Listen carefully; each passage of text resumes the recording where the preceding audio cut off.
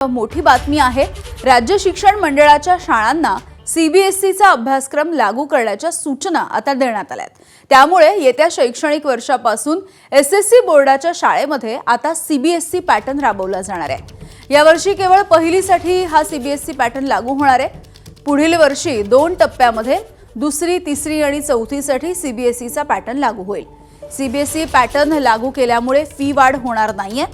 मात्र अचानक झालेल्या या घोषणेच्या नंतर शिक्षक आणि पालक यांच्यामध्ये काहीसं संभ्रमाचं वातावरण आहे। येणाऱ्या शैक्षणिक वर्षामध्ये पहिल्या फेजमध्ये इयत्ता पहिली या वर्गाच्यासाठी सीबीएसई पॅटर्नवर आपण त्या ठिकाणी जाणार आहोत। पुढच्या वर्षाच्या मध्ये 2 टप्प्यांमध्ये पुढचे जे वर्ग आहेत त्याच्यामध्ये सीबीएसई पॅटर्न आपण अडॉप्ट करणार आहोत। जे विद्यार्थी आता दुसरीला, तिसरीला, चौथीला, पाचवीला जे कोण आहेत त्याला आतापर्यंतचं त्याचं शिक्षण आपल्या रेग्युलर पॅटर्नमध्ये आणि मध्येच त्याचा जर संपूर्ण आपण सगळ्या वर्गांचं जर आपण चेंज केलं तर त्या विद्यार्थ्यांना पण ते अडॉप्ट ते करू शकणार नाहीत। वेदांत नेब आमचे प्रतिनिधी आपल्याला या संदर्भात अधिकची माहिती देतील। वेदांत, आता येत्या शैक्षणिक वर्षापासून पहिलीपासून खरं तर हा पॅटर्न सुरू होणार आहे। एसएससी बोर्डाच्या शाळेमध्ये हा सीबीएसई नवीन पॅटर्न कसा बरा वाईट परिणाम होणार आहे या सगळ्यामुळे?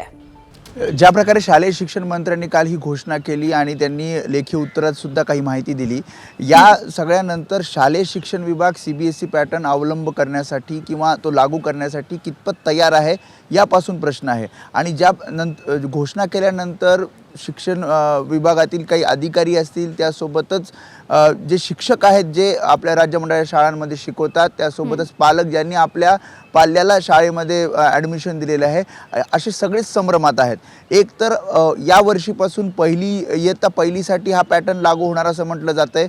त्यासाठी नवीन पुस्तकंसुद्धा त्याची निर्मिती करावी लागणार आहे आणि पुढील 2 वर्षामध्ये टप्प्याटप्प्यानं हा पूर्ण 1ली ते 12वी पर्यंत हा सीबीएसई पॅटर्न राबवला जाणार असं शालेय शिक्षण मंत्री म्हणतात। म्हणजे पूर्णपणे पाठ्यपुस्तकं बदलणार आहेत, पॅटर्न बदलणार आहे। त्याशिवाय जर सीबीएसई पॅटर्न जर लागू करायचा असेल तर सीबीएसई पॅटर्नचं जे वेळापत्रक आहे ते सुद्धा बदलणार आहे। म्हणजे अगदी परीक्षांचं वेळापत्रक असेल किंवा मग त्यांचं अकॅडमिक इयर एप्रिलमध्ये सुरू होतं, ते सगळ्या गोष्टींचा विचार शालेय शिक्षण विभागाला करावा लागणार आहे। आणि जर सीबीएसई पॅटर्नच राज्यभर लागू केला जाणार किंवा तसा अवलंब राज्य मंडळाच्या शाळांमध्ये केला जाणार तर मग राज्य मंडळ नेमकं काय करणार? की फक्त त्या धर्तीवर म्हणजे सीबीएसई प्रमाणे कॉपी हा पॅटर्न केला जाणार की राज्य मंडळ पूर्णपणे बरखास्त होऊन सीबीएसई नुसारच या परीक्षा घेतल्या जाणार? यामध्ये सुद्धा क्वेश्चन मार्क आहे। शिवाय 1 एप्रिलपासून जर हे शालेय शिक्षण वर्ष जे आहे, शैक्षणिक वर्ष जर जूनमध्ये सुरू होणार असेल तर मग हा पहिलीसाठी पॅटर्न कसा राबवला जाणार, असे अनेक प्रश्न आहेत। शिवाय शिक्षकांना ट्रेनिंग सुद्धा द्यावी लागणार आहे। आणि 10वी 12वी ज्या बोर्ड परीक्षा म्हणजे राज्य मंडळाच्या ज्या बोर्ड परीक्षा आहेत त्या नेमक्या कोण घेणार? आणि जर संपूर्ण आपण पॅटर्न राबवत असू तर मग वेगळे पुस्तकं त्यासाठी असणार का? असे अनेक प्रश्न आहेत। आणि खरं या सगळ्या प्रश्नांची उत्तरं शालेय शिक्षण विभागाला आणि जी सुकाणू समिती या आराखड्यासाठी तयार केलेली आहे त्यांना द्यावी लागणार आहेत। मात्र सध्या तरी या संभ्रमामध्ये शिक्षक आणि पालक आपल्याला पाहायला मिळतात। अगदी, त्यामुळे घोषणा तर झालेली आहे, मात्र हे जे वेगवेगळे प्रश्न आहेत संभ्रमाचे त्याविषयी सुद्धा उत्तरं मिळावं ही अपेक्षा आहे। धन्यवाद वेदांत माहितीसाठी।